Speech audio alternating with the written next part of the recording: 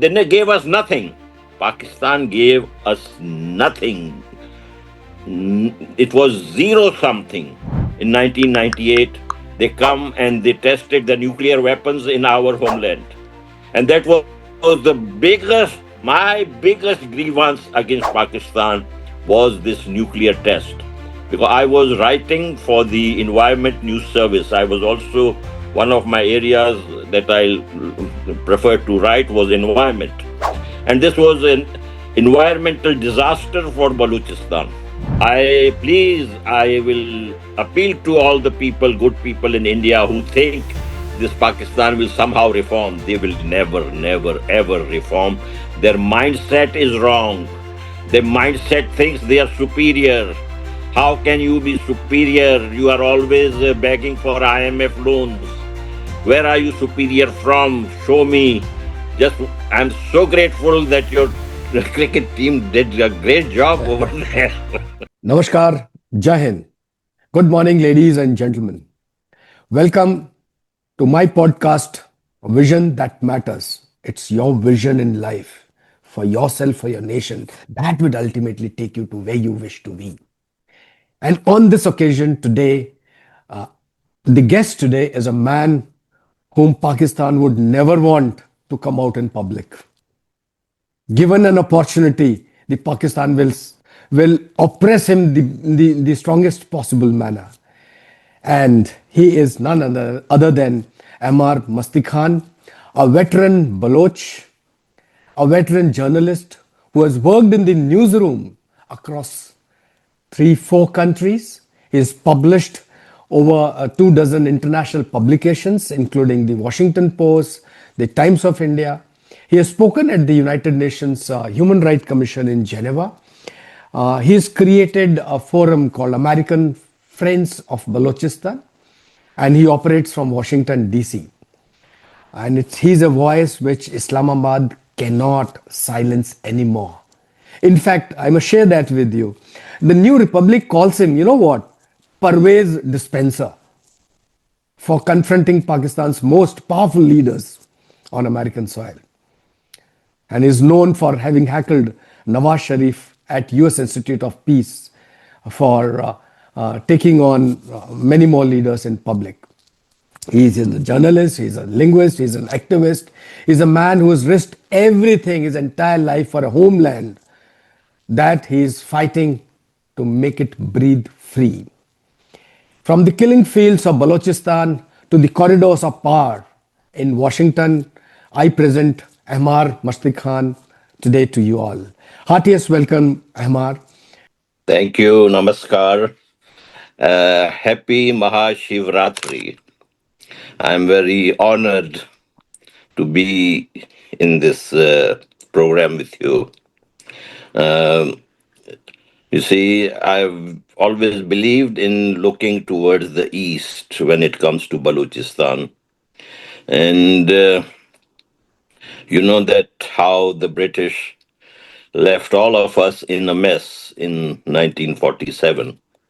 So all these problems that you see today are the creation of the former rulers of India who had instigated that nonsensical two-nation theory that the present uh, Western agent, who's the king of Pakistan, General Asim Munir, so proudly talks about the two-nation theory, which is totally nonsensical.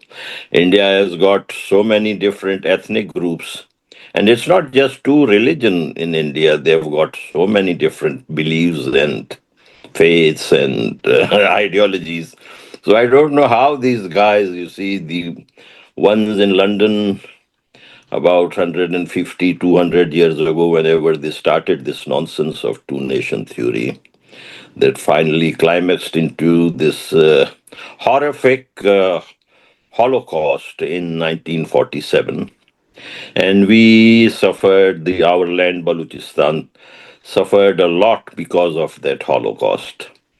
We would have preferred to be part of India had that India not been divided. But when India was getting divided, our leaders tried to approach the Indian leadership at the time. And one of the main leader at that time, the main voice for freedom of Balochistan, was our very close family friend who used to live at our family house in Karachi since he was a teenager.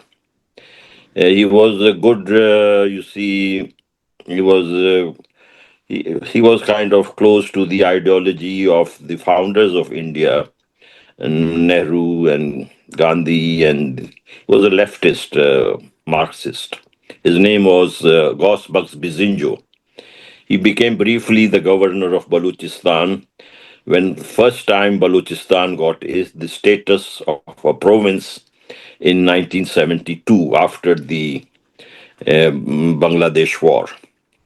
So you see, he had gone to India and had asked the Congress party leader at that time was Maulana Abul Kalam Azad.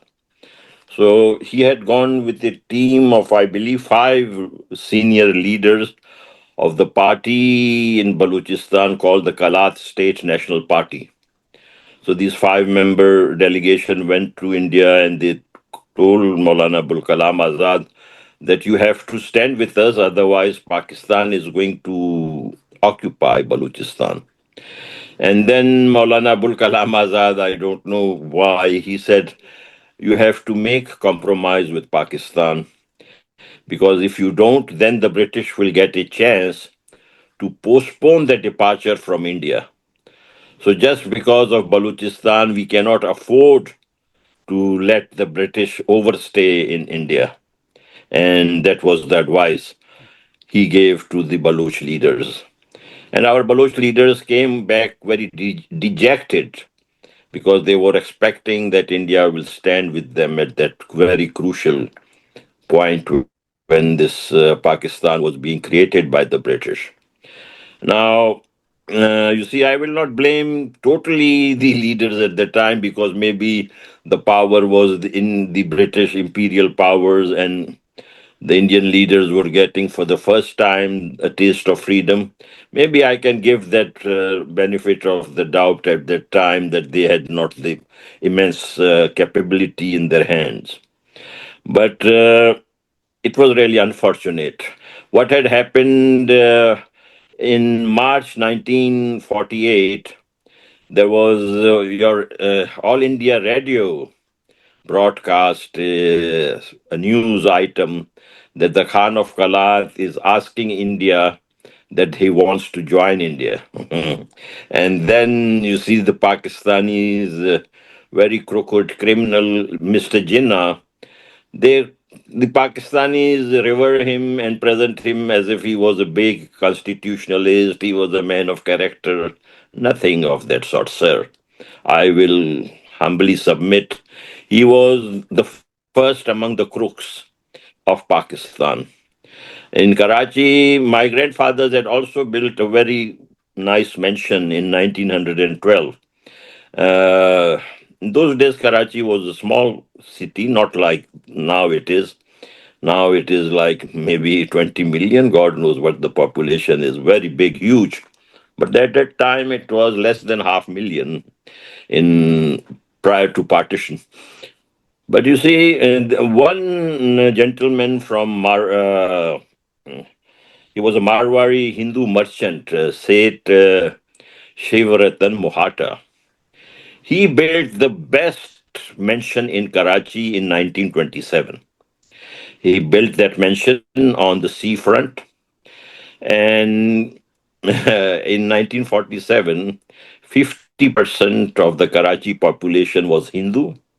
Sindhi Hindus, very cultured, very educated, quite well off.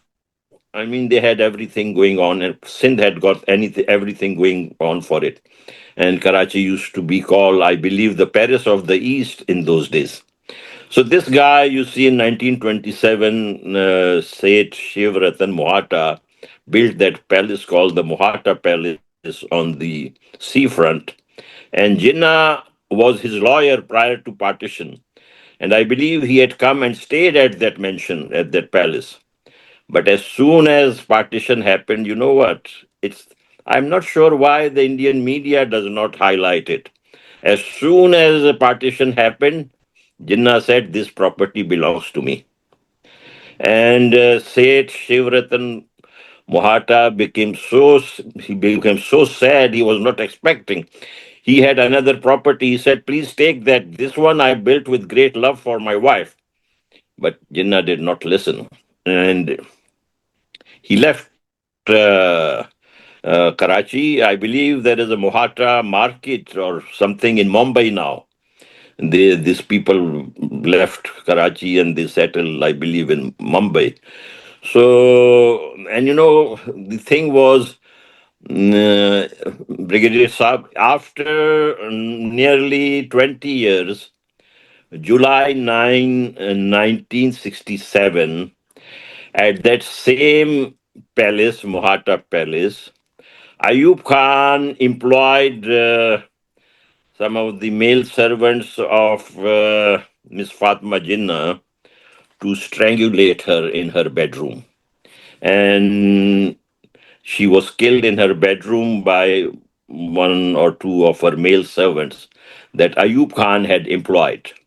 And when this killing happened, the first woman to go into that room was the wife of the first native governor of Sindh.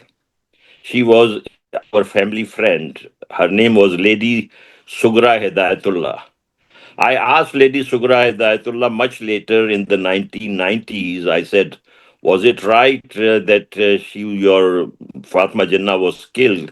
She confirmed to me, yes, there was, when she went into the room, she was the first person to go into the room after Jinnah's sister was killed. He said, "Yes, I saw the marks around her neck. It was strangulation marks." And you know what? Jinnah's sister, although she wore that white clothes and everything, she had a very colorful side to her personality. And I really don't want to go into all those details. But Okay. Ayub Khan himself had, you see, mentioned So about we'll build Jinnah. on this story. We'll build on this Okay. story. Thanks for Yeah. starting the Balochistan story from 1947 onwards. Let me take you a Yeah. little more in your life and how you Yeah. see this entire freedom struggle for yourself and the your own tribesmen. Ahmar, Yeah. you left Balochistan and have been fighting for its independence from Washington, D.C. for over a decade now. Could you take us back? What was the moment that made you decide to dedicate your life to this cause? See, sir, as I mentioned earlier, that when Bizinjo went to India, right? And later on in his life, he became an advocate for provincial autonomy. As a student, I was with the Baloch Students Organization. And you see, we believed in independence even in that time, in 1970s, late 70s, when I joined the Baloch Student Organization. So we were critical of Bizinjo's policy because he was calling for provincial autonomy. So one day I asked Bizinjo, I said, "Sir, what was the reason? Why did you tone down your independence? You were the first."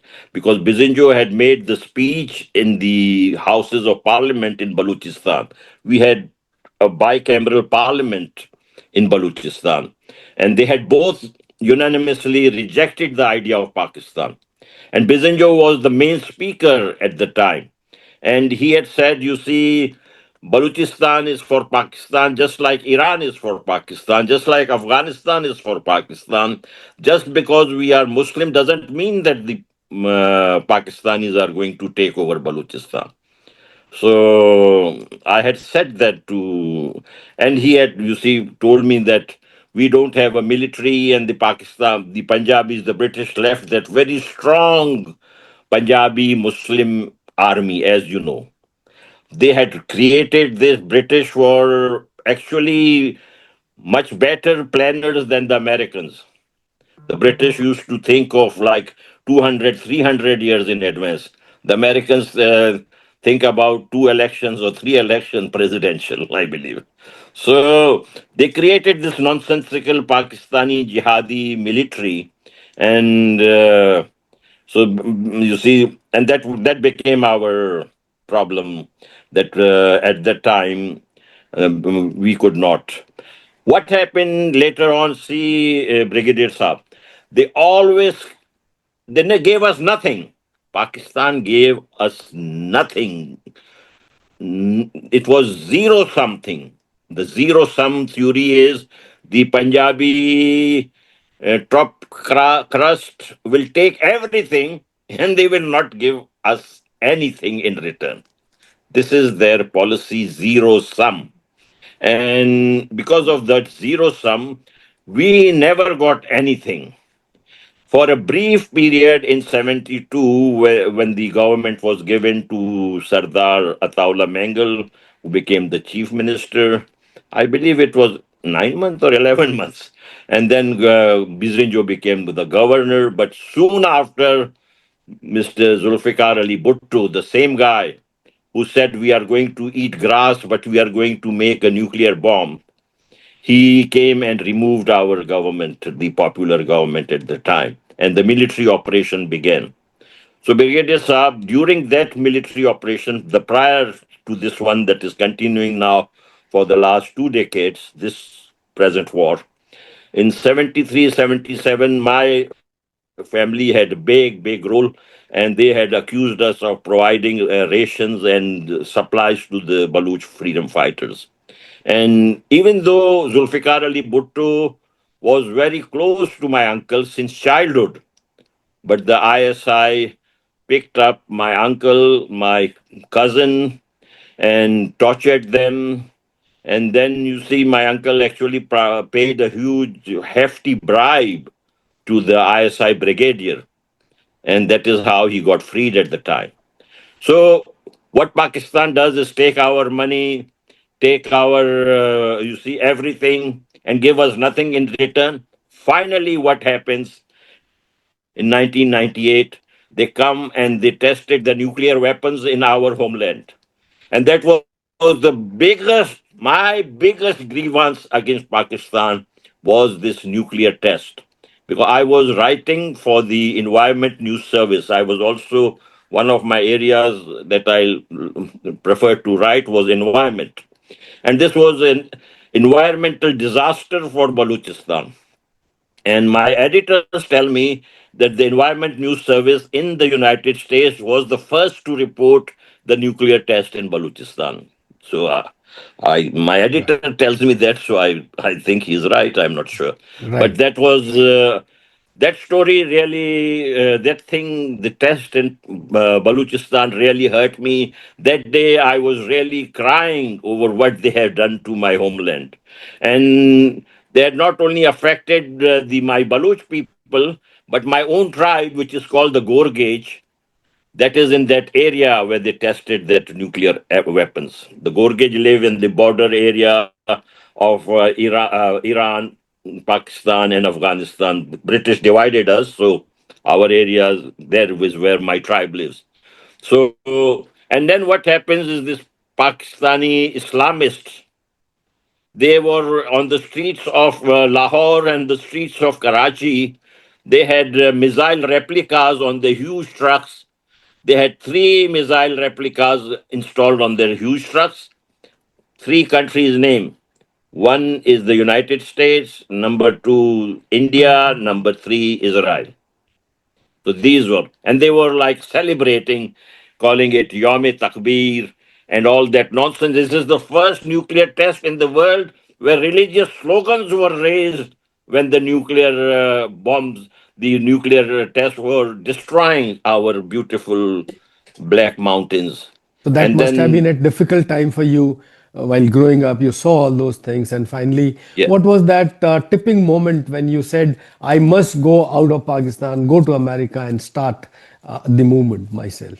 yeah, this was the main thing that really turned me into, you see, this Pakistan just, they nuked our land. We must nuke Pakistan. out of existence. And as long as Pakistan stays, I will appeal to all the people, good people in India who think this Pakistan will somehow reform. They will never, never, ever reform. Their mindset is wrong. Their mindset thinks they are superior. How can you be superior? You are always begging for IMF loans. Where are you superior from? Show me. Just, I'm so grateful that your cricket team did a great job over there. So that was a big shock to them. Actually, Yeah.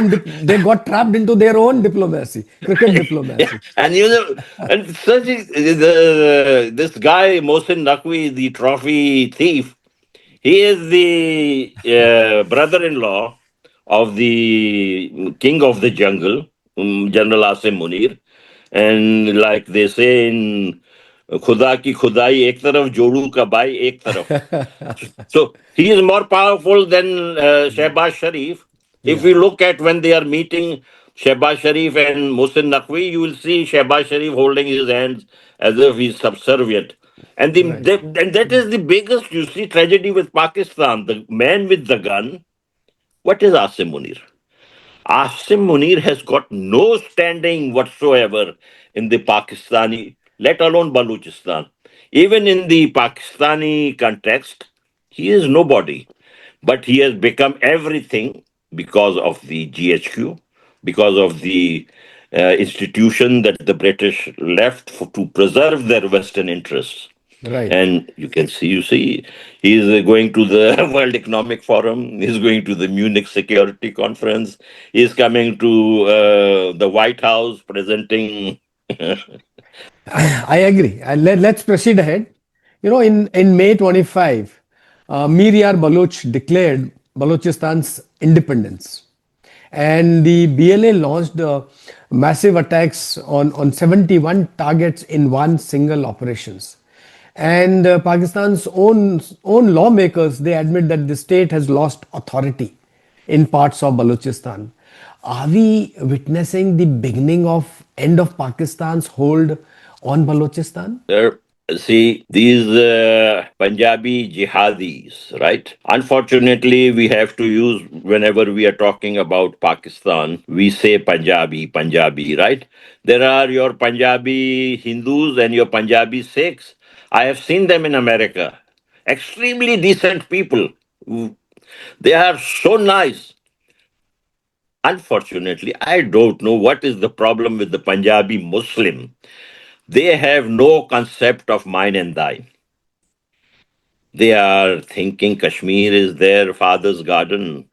They are thinking Balochistan is there and said, how come you have no concept where Punjab, your border ends, where Balochistan begins?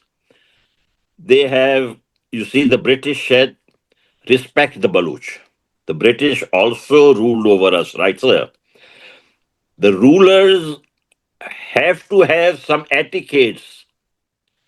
These guys that the British left to rule over us lack the etiquette of becoming the ruler. Bizenjo said, इनको आदाब हुक्मरानी नहीं आती है आदाब हुक्मरानी. When you rule, you have to also have some manners, some etiquettes, some ways. These Punjabi jihadis, Muslims, they don't know anything. They are subservient to the American CIA, to the British MI6, and they are so deceptive that they have also taken China on their side. So And that is Brigadier Sir. do you think Pakistan still continues to hold a stronghold on Balochistan, or the recent incidents on what Fazlur Rahman Saab said, and what the foreign minister said in parliament, that they're losing part of Balochistan? What is the reality on ground? So see, the youth, which who are the majority in Balochistan, the youth have all decided that they can get nothing in Pakistan. As I had mentioned earlier, the Pakistani rulers themselves, the Punjabi ruling elite, they believe in the zero sum thing. They want to get everything, they don't want to give anything. So that is not going to work. Our people, Pakistan has got 20 districts which are extremely poverty ridden. Of those 20 districts, 18 are in Balochistan. And we have got so many riches, the natural resources, natural gas comes out of Balochistan. And look at these jihadis. They take our national gas to their own Lahore and Pindi and everywhere. After 32 years, that same gas comes to the capital of Balochistan. Tell me what This is the. Tell me before you go into details. Tell me what is the. How do you assess the BLA's military capability today vis-a-vis what you all had, say, 5 years ago? Sir, I am very much impressed. My salutes to the Baloch Sarmachars. I am extremely honored to be part of that nation where we have the BLA. I am not going to bow down my head before the Western imperial powers who have sided with Pakistan and have branded us as terrorists. The first label that was put on the BLA as terrorist was by none other than General Pervez Musharraf, who was the coup leader of Pakistan, Is he the who one had who said? destroyed. Is he the one who said "Fitna al Hindustani"? No, this guy, this Fitna al Hindustan and this Fitna al Khawarij, this is by this Madrasa ka Talib Ilm, this new one. This is this is this is Asim Munir. He thinks he's a thinker also. My goodness. He in his mind he is a thinker also, let alone and everything else. He thinks he is a visionary. He thinks he's a philosopher. Now with the help of the gun, he can think whatever he wants to. And he is the one who coined these words. This is General Asim Munir. These are new things, sir. These Okay. are recent. These are not at that time. Okay, But one of the things that came up in last almost a decade is CPEC, China Pakistan Economic Corridor, and this was supposedly Balochistan's game changer. And Pakistan's own economists now they say Gwadar ports gates they were locked with padlock when they visited, and the guard had gone to his village. What has CPEC actually done to Balochistan? they have done nothing for Balochistan. They have not done anything for any Baloch family. What they have done is when they were building the roads, they pushed away our population from those very areas where they were living for centuries. They have the people you see haven't allowed the Punjabis to come there, and I'm very proud of my people. And they are not going to allow the Punjabis to come into Gwadar. We have decided it. We saw what happened in Karachi. You know what, Brigadier Saab, Karachi, as I said, 50% were Hindus in 1947. And then the street power at that time was our Baloch people, and they took Karachi from us. We are not going to let them take Gwadar or Pasni or other coastal towns from us now again. We cannot. Gwadar is the future of the Baloch nation. On it relies the future prosperity of 60 million Baloch people. 8 million are in Balochistan, the province of Balochistan in Pakistan, but that is not the only Baloch population. There's a huge chunk of Baloch people in southern Punjab. There's a huge chunk of Baloch people in Sindh, and of course in the Sistan Balochistan in Iran, and a smaller number in Afghanistan, and in the Persian Gulf. They call it Persian Gulf, some call it Arabian Gulf. We Baloch say no, it is Baloch Gulf because the waters is on the Baloch. You see the Strait of Hormuz waters, much is on the Baloch coastline. So, anyways, we are a huge people, and it's an irony that since the Western powers left us without a state, we are in such bad situation today. Getting back to the CPEC, the Yeah. CPEC, more than you say almost $26 billion were there, and out of this, it is known that barely $3.2 billion have been invested in Balochistan and rest at other places. Another thing is that Gwadar is supposed to have originally four ship bases, ship four berths there, but last year plus there has been no ship that has come. And Chinese investment has also come down almost by 74%. So, how do you see CPEC helping Balochistan or Pakistan in any manner?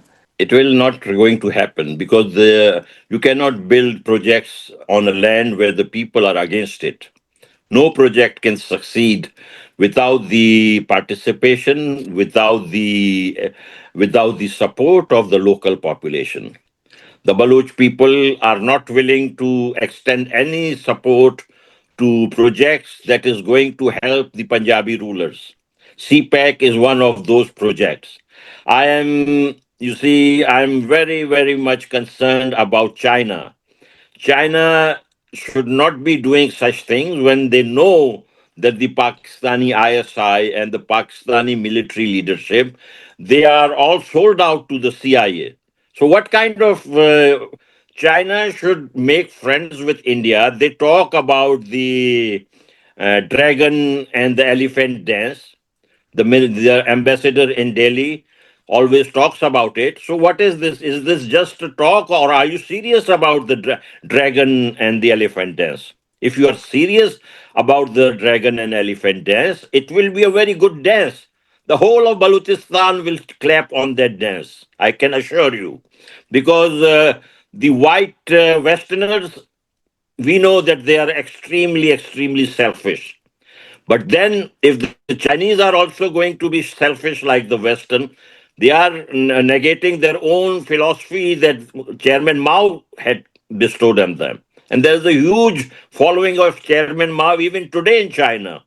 So, what is the Chinese leadership doing by making friends with the ISI and the Pakistan military instead of talking to India? And I will please, Brigadier Sahab, I know that in India there is a lot of angst about China, but the thing is, I really wish India has got 13 ports. I really wish India should have told China to please come bring your chicken chow mein and have our masala dosa in all these 13 ports and let's do business together. This is my I hope you I'm not sure what your views are, but this is what I think. I think India and China, if they are together, including Russia also bring it in, the Western powers cannot compete. I know that could be one of the reasons why BRICS came about, and the entire world going away from the dollar economy. So we'll talk on the strategic issues some other day. Let me focus today on Ahmar, Balochistan, and Pakistan. You've also been Thank you. Amar, been questioned as Pervez Dispenser by the New Republic for confronting Pakistani leaders. And you have confronted Nawaz Sharif at US Institute for Peace. You also confronted General Musharraf at a couple of public events. What goes through your mind when you are in such high tense moments? If you can Yes, share sir. some of your those thinkings that aligns with Balochistan or your thought processes. Yes, sir. See, now this Musharraf, one of my most hated generals in Pakistan. Of course, now I hate Asim Munir more than because there's no point in hating Musharraf. He's dead and gone. So now I hate Asim Munir. Honest to God, I hate him like I don't know. He just gets on my nerve. He is what kind of a person he is. I don't know. You see, the kind of and Musharraf was the same. Musharraf unnecessarily, very arrogantly went and killed Nawab Akbar Bukti. And this guy, Asim Munir, has challenged the Baloch nation that for 10 generations you cannot fight us. And he is relying on American arms and Chinese arms, and we are relying on our own courage, our people support, our women are fighting. And these women, they are calling them Fitnaul Hindustan. They are giving the credit to our Hindu brothers and sisters. Well and good. I hope our Hindu brothers and sisters will come up to that allegation. Right. When I really you, hope that. yeah, yeah. Let's build on this and how the geostrategy moves around, how things play up Yeah. So, in Brigadier countries Saab, for this. Yeah. yeah, Brigadier Saab. Please So go ahead. when I came to know that Musharraf is coming to the Baltimore place, and I decided I went there with a group to protest outside the where he was. So I was protesting outside. I had a huge portrait of him with the slipper in my hand, and I was hitting his picture with the slipper. And then some Americans came. They said, "You guys are protesting here," and those tickets were very expensive. The one that Musharraf was addressing, those quite expensive tickets. And this guy came and said, "This means why we are going to listen to him, we are doing something wrong." I said, "Yes, you are doing extremely wrong because you are coming and you are paying your money to this liar to listen to his lies. So please, there is one. I offered him one of my slippers. I said, please throw this slipper at him." So what happens after some time? He comes. He says, "The person who was supposed to join me to this event, he has not showed up. I have these two tickets. You are asking me to throw this slipper on Musharraf. उसने Here are फेंकी my क्या? two tickets." चप्पल Yeah. फेंकी क्या? No, no, so listen, sir, I didn't get a chance to do that. But he said, "Here is my ticket, so you can go." And I said, "All right." So I was a little concerned. I was not sure if the security will let me in because they saw me protesting outside, right? And even if he was a former president, they still have very special security for the such people. And I was thinking they might not let me in, but thankfully it was getting dark, so they did notice. So I went inside. So and this Musharraf was telling all kind of lies. He was saying he was attributing the Taliban to an Afghan thing. So I interrupted him. You see, the hall was very big. It was like, I think, maybe at least 2,000 people or something. I'm not sure, but it was a huge, big hall. Yeah. And but the voice could, even if you are not with the microphone, they have such a system that your voice can be heard. So when he said about the Taliban thing, I said, "You created the Taliban. You created the Taliban." And then he said something, another lie. I pointed out to him. And then finally, you see, at one point, I said, "Dictator, dictator, dictator." And he got really unnerved by this. And he said, "Yes, I was a dictator. And had you been there, I would have showed you." He did not know where I'm sitting, right? It was dark. But he admitted in front of all those people that, yes, he was a dictator and he would have showed me, and How my how job was did done. how did the Pakistani diaspora in that hall, how did they react to all this drama? Uh, See, Brigadier Saab, it takes some courage, right, to go and do this in so many people. But when I was doing this, I had the picture of Nawab Akbar Khan Bukti in my mind. He was an older guy. He was 80-year-old. He knew that he will be killed if he fights the military, but he still fought. And that is the message for which we are indebted to Nawab Akbar Khan Bukti. Although in his political life he did make some mistakes earlier, but when he went and fought against the military, he became a supreme leader in our eyes. He gave his life while he was one of the biggest and a wealthy tribal chieftain for that matter. But he did not care for his comfort, he did not care for his wealth, and he went and he died a martyr. My salute to Nawab Akbar Khan Bukti. My salute to all the women today in Balochistan who have gone on the path of fighting the intrusive jihadi Punjabi military. They have got they have no future in Balochistan. I am asking them for their own sake, leave our homeland. That does not belong to you. Yes, sir. This also is a result of what you described a number of times, that this enforced disappearance of people, extrajudicial killings, and what you actually called was a genocide in Balochistan. And these points were accepted and documented by Amnesty International and Human Rights Watch also. But why is the rest of the world silent? How do you see The this? silence is Pakistan's army is a renter army. Pakistan army serves the interest of the United States and the United Kingdom, two main powers. The other Western powers also they just invited in Munich. He was invited, but those are not as keen to support these Pakistani jihadis than these two countries. One is Washington D.C. and the other is London. There, these criminals from Pakistan are lionized. I will tell you, Brigadier Saab, you will be surprised. In the House Senate, 100 members, they are the most powerful politicians of America. Here, the military chief of Pakistan, army chief, always the best guy. Yeah. And one break the Baloch got was in the 112th Congress, which was in 2012, which I think I shared with you. At that Yeah. time, there was this a faction of the Republican Party called the Tea Party.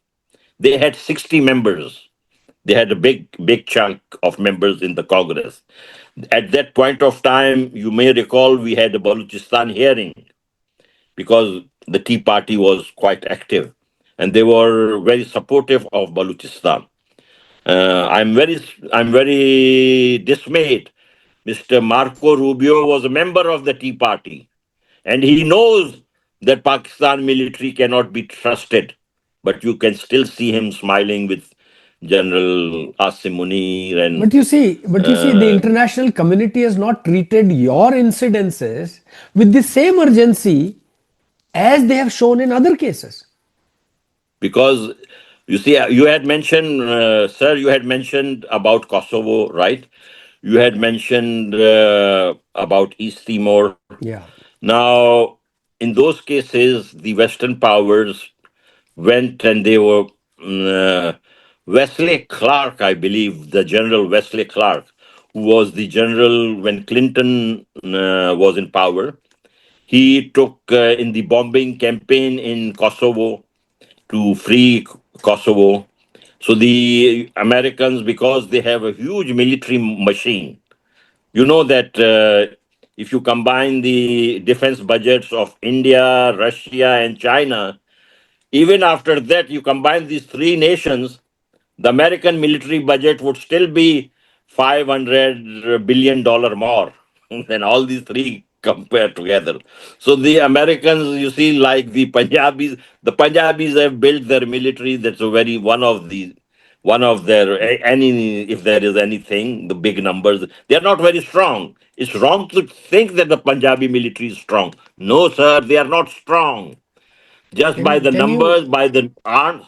They are not strong, I can assure you. Our people are strong. Our Baloch are strong because they have an ideology. They are committed to fight and they don't fear death. can you specify some cases of these killings which actually haunt you and the horror incident of Pakistan military? They were my friends. Waja Ghulam Muhammad Baloch of the Baloch National Movement, his comrade Lala Munir Baloch. They were my university friends. They were abducted from their lawyer's chamber when they went for a hearing.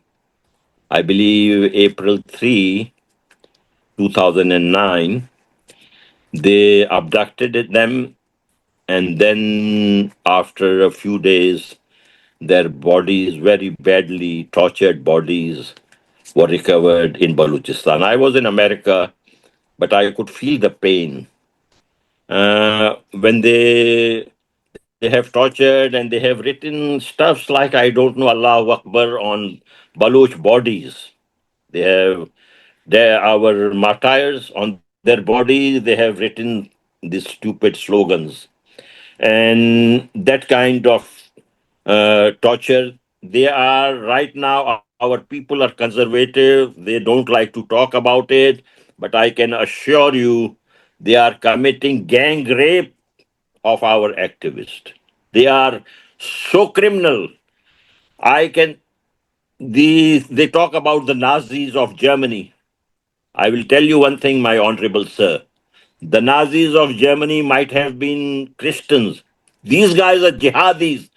They are worse than them. They are worse. They have no compassion. They have got no human feeling. They think you see, they have labeled us Fitna ul Hindustan. And then by labeling us that term, they want to say, well, killing them is all right, right? Because it is jihad. Well, you come to do jihad, we are also going to send you to have your fun with the 77 Houris in heaven. Our people are not going to take it anymore. It's enough is enough. So you see, You made a mention of East Timor, Kosovo, and these examples.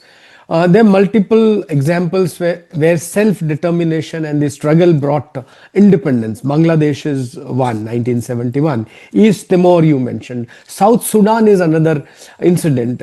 Kosovo is one more incident. So all these are couple of parallels that you can draw, but out of all of them, which one do you think is the most closest to your case, and what lessons do you, as Balochistan, draw from them?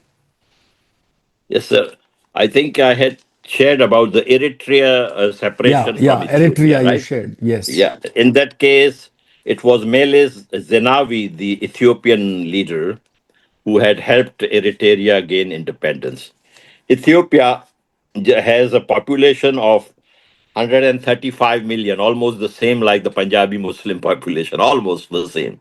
And Eritrea population is 3.7 million only, much less than the Baluch population. But you see, they made an adjustment. And so Imran Khan in 2009, it was very surprising. He came and he defended Herbiar Murray, who was being charged in the London court for being the leader of the Baluch Liberation Army and with terrorism, if you recall, to Herbiar Murray and his right hand, Faiz Baluch, they were being tried in London for terrorism. And their defender at that time was Imran Khan. Imran Khan came to the court, I mean, through whatever the phone or whatever system, but he appeared in for the defense of these people, of the Baluch leaders, and he said on record that had that been the Pakistan military would have been doing against him, he would also have fought. This is what he said. So we really appreciate Imran Khan for that. Honest to God, today the military is torturing him. They are killing him inside the jail, and they have destroyed his right eye by torture. And we feel strongly for that man. We hope he will do the right thing. My only, he let us down because on May 13, instead of criticizing and condemning the military, he kind of said, "Ye mulk bhi mera hai, ye fauj bhi mera hai," and he went on unnecessarily criticizing Shri Narendra Modi. So that is the Punjabi problem, the Punjabi Muslim problem.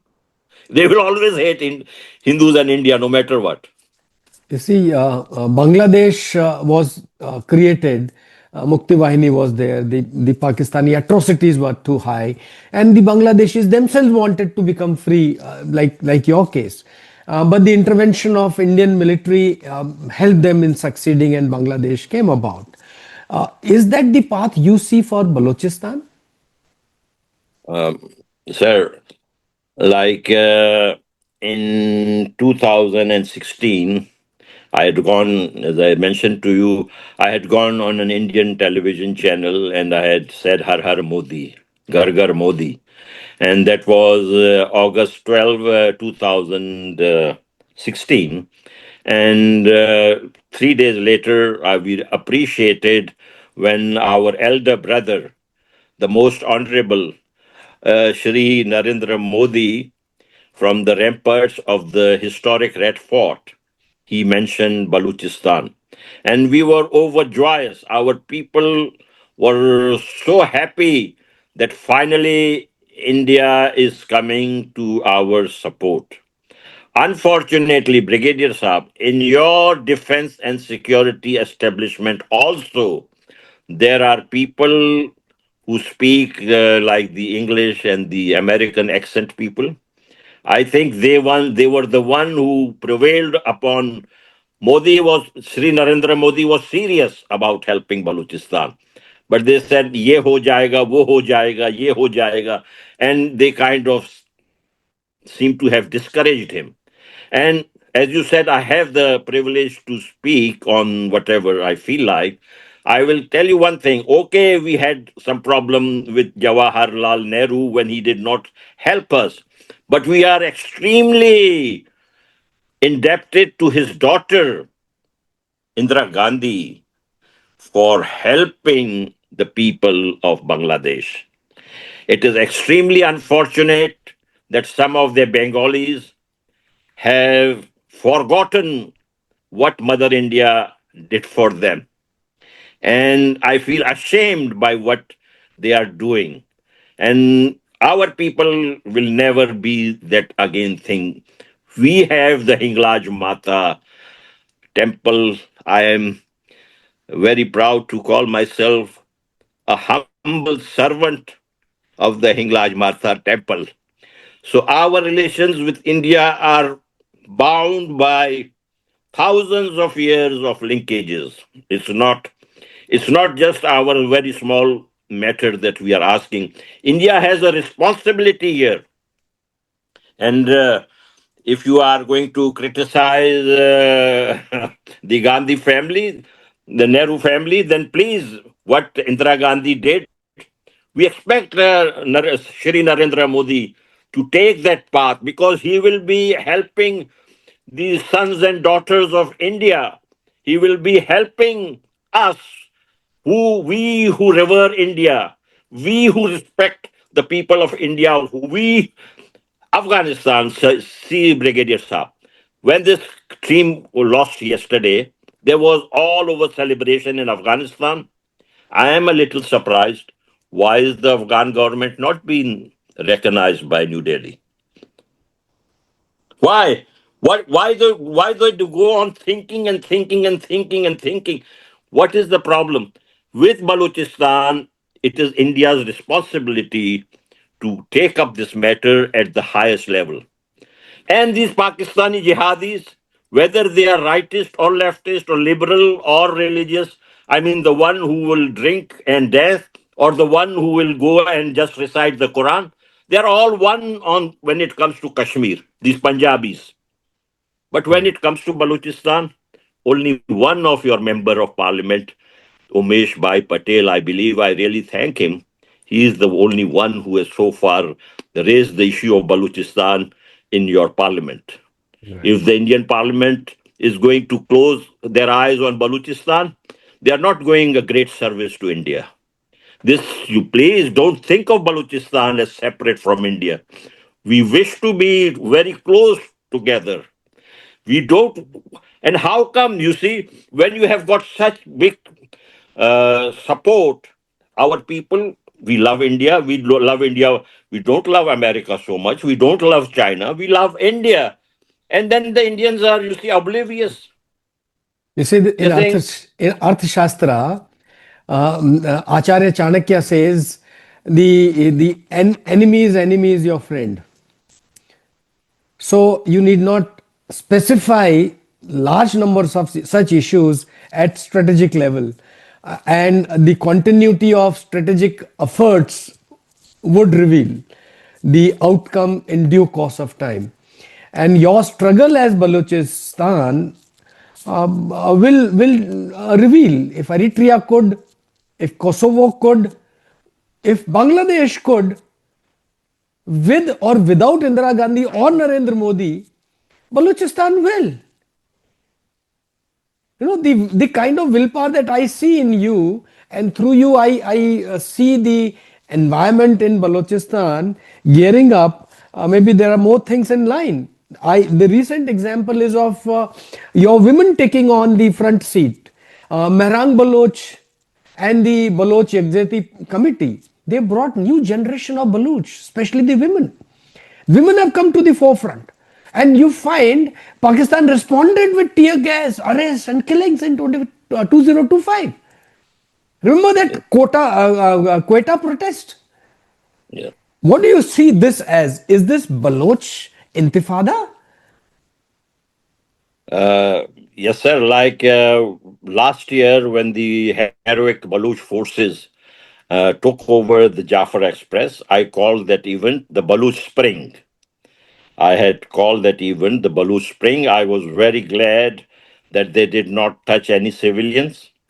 And this it was the arrogance of General Asim Munir when we asked them to negotiate and free our prisoners of war that is are in the custody of the Pakistan military. What he did was he sent 200 coffins. Okay, if you want, you can kill them. This is what he did. And then, of course, our people did what he wanted to do, and then he got really mad. Then, you see, after that, he got even mad with us.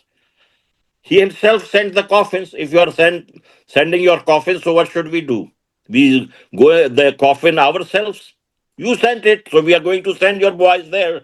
Your boys, your dirty feet, your dirty boots don't belong to Balochistan. You should stay in your land. Balochistan is not your land. They accuse India, they call India a foreign power. You are the foreign power. You are the foreign intervention, the Pakistan military. You know, and there, you see, our land is Brigadier Saab, 100%. We are sure it will get freed.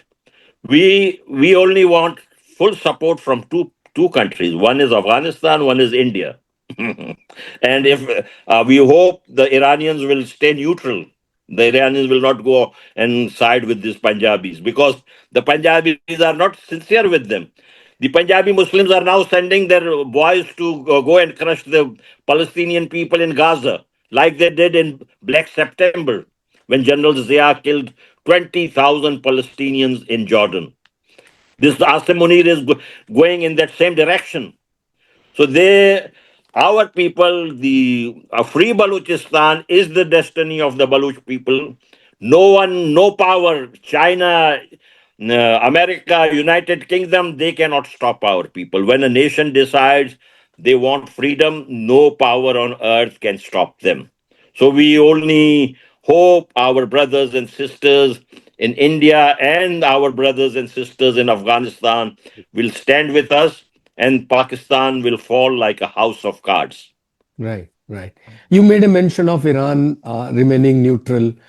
You made mention of Afghanistan, no, your friends. Um, Iran, as of now, occupies Western Balochistan, including Chabar. Afghanistan borders to you to the north, northwest. This is not just a Pakistan problem, it's a major problem.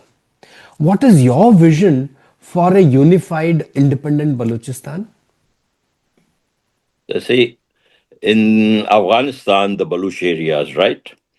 With the Afghans, we have got very close ties. They are like our brothers. We have got marriages with them. Many of my nieces and nephews are half Afghans. Yeah, our women are also married to Afghans. Our men are married to Afghans. So we have got very close relationships with the Afghan people. And in Afghanistan, our Baloch are quite well settled, and there is there is no urgency for them to leave Afghanistan. If at any point in history, 200 years from now, something changes, that is something different. As far as Iran goes, Brigadier Saab, my ancestors were originally from the Iranian part of Balochistan, from Chabar area.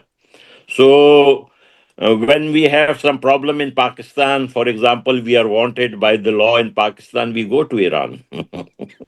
And we are not going to some Iranian country, we are going to our own country, which the British left divided. So, which is Balochistan. You say, of course, it's now called under Iran, but those areas are Balochistan. So, our expectation from Iran is to expect the right of self determination for the Baloch people. And at this point of time, my request to all the Baloch is to focus on the Pakistani side of Balochistan. We will negotiate the other areas at a later stage, whatever. Maybe, you see, there are countries which do leave some chunks of their own territory to other countries. There is so many examples in that area. You see, all the ethnic group doesn't get all the proper, all their land. Sometimes some of their parts of land can be given to a neighboring country out of some kind of an agreement. So right now, I will appeal to all the Baloch to focus unitedly on this Sunni Badmash, which is the Islamabad. With the Shia Badmash, we can see them later. For now, I think the correct approach is to focus on Pakistan. And I don't know, you see, I really wish the because the Iranian Persian people are actually very open minded. They are much different from their neighbors in the Middle East. They were always very open minded. This happened, and the religious right came over and took over Iran, which is extremely unfortunate. And maybe one day they will get freedom, and maybe they will also realize it is not right for the Persians to dominate over the Baluch people. I cannot speak to that at that point. But right now, I will appeal to all my Baluch friends to focus on Pakistan, because if we go in too many directions, it will weaken us. This is Right. my thinking. I might be wrong. This is my Right, thinking. right. It's perfectly fine. See, Amar, you've been fighting for decades now. You understand the geopolitics. You have been operating in multiple countries at international scenario. But coming back home, what is your message to the people of India and specifically to the government of India about Balochistan? There we have got great expectations from India. The people of India, I am 100% sure, are with the people of Balochistan because of our cultural heritage, because of the Hinglaj Mata temple. I have met people from India. One day I will explain to you. About 9 years ago, someone from India invited me for dinner. We went, we had biryani, and then after that, our biryani.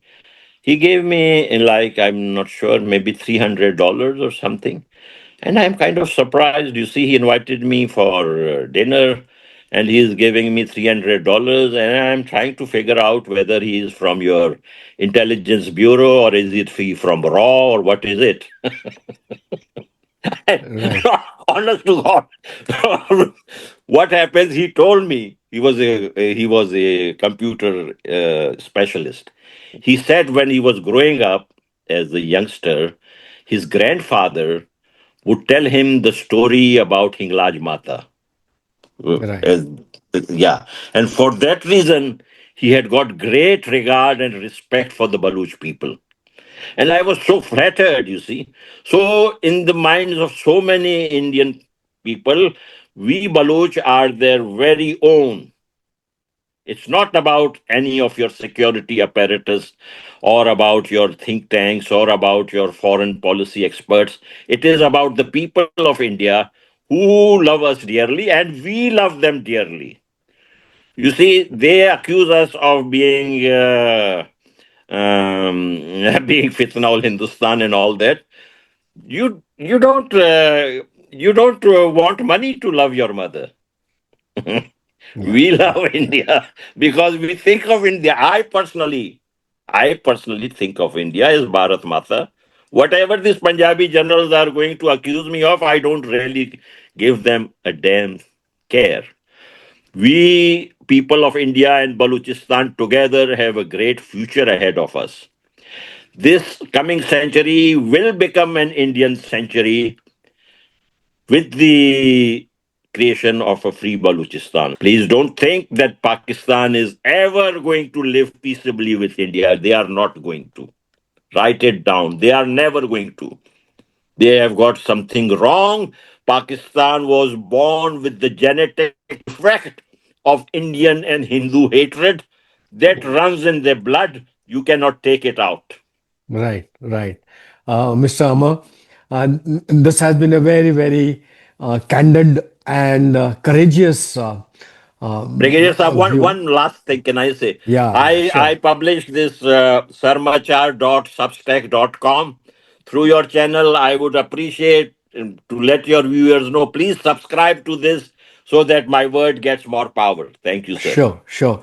I really appreciate your being very candid, very open on this podcast. We discussed host of issues, and Balochistan with as Vijig issue, if I put it in the Chanakya's words of Mandala theory, as a Vijig issue, you see the countries all around and what lies in the heart as Iran, Afghanistan, Pakistan, China, and India.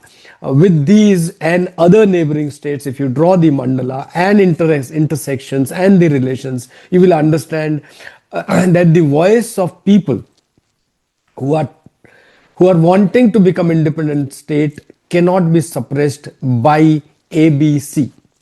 And for our audience, friends, what you heard today is the story that Pakistan spent billions trying to suppress this story.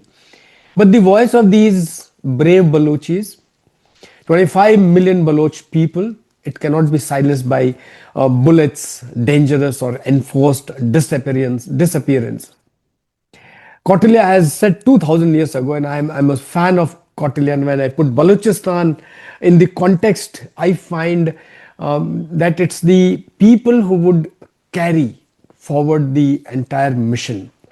And Chanakya said, a state that oppresses its own people, Pakistan oppressing Balochistan, uh, it carries the seeds of its own destruction, and Pakistan on verge of that. Balochistan is that particular seed. The question is now whether it will bloom now or in what time frame in future.